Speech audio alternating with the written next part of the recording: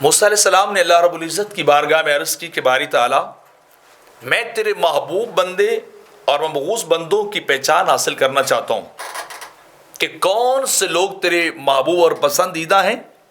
اور کون سے تیرے ناپسندیدہ لوگ ہیں،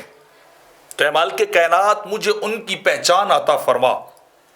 تو اللہ رب العزت نے ان کی طرف پیغام بھیجا، وحی کی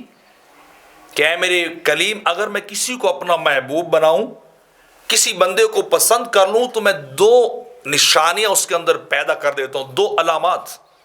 دو خصوصیات ان کے اندر پیدا کر دیتا ہوں۔ تو موسیٰ علیہ السلام نے عرض کی باری تعالیٰ وہ خصوصیات مجھے بتا کہ وہ کون سی ہیں۔ تو پہلی خصوصیت اللہ رب العزت نے یہ بیان فرمائی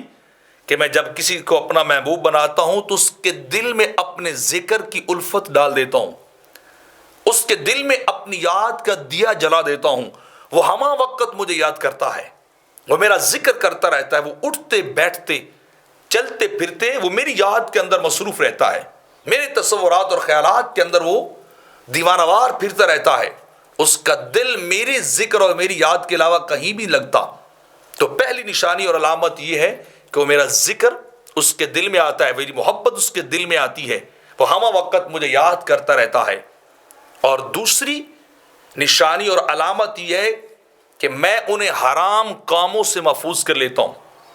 انہیں حرام کے قریب نہیں جانے دیتا، ان کی حفاظت کرتا ہوں تاکہ وہ میری ناراضگی سے بچ جائیں، میرے عذاب اور میرے غضب سے بچ جائیں۔ تو یہ دو علامات ہیں کہ وہ میرا ذکر ہمیشہ کرتے ہیں،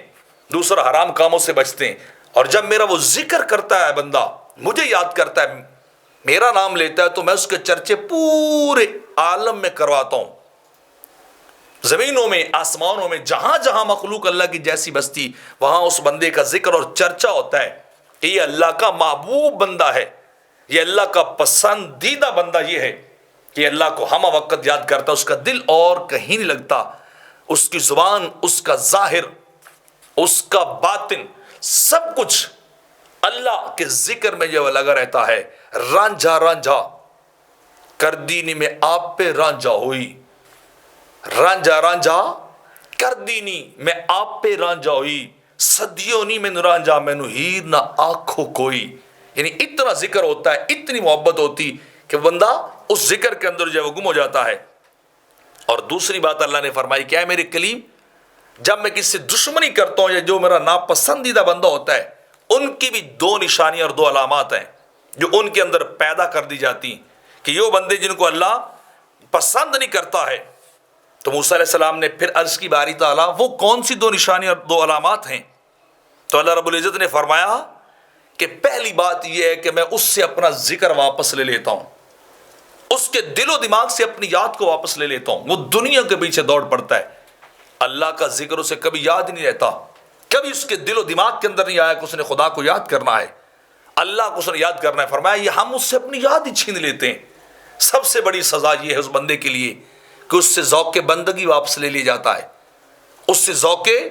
عبادت واپس لے لیا جاتا ہے۔ علامہ اقبال کہتے تھے نا کہ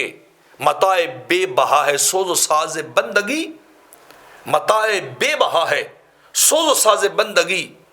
مقام بندگی دیکھ کر نہ ملوں شان خدا بندی۔ کہ مجھے بندگی کا ذوق ملا ہے، مجھے یہ ذوق کسی کو نہیں دے سکتا، مجھے شان کبریائی نہیں چاہیے، مجھے شان عبدیت چاہیے، مجھے بندگی کا ذوق چاہیے۔ تو اللہ اس بندے سے بندگی کا ذوق جو ہے وہ چھین لیتا ہے اور اس کے نفس کو شیطان کی آماجگاہ بنا دیتا ہے، وہ جدھر چاہتا ہے وہ چلتا رہتا ہے۔ اور دوسرا یہ ہے کہ وہ بندہ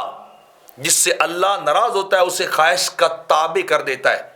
اس کو خواہشات کا بندہ بنا دیتا ہے، وہ خواہشات پہ چل کے حرام کی طرف چلتا ہے، حرام کاموں کا ارتکاب کرتا ہے، نفس کا غلام بن جاتا ہے۔ اور جب وہ حرام کام کا ارتکاب کرتا ہے تو اللہ کے عذاب کا مستحق ہو جاتا ہے، اللہ کا عذاب اسے ہوتا ہے، پھر اللہ اسے پکڑتا ہے۔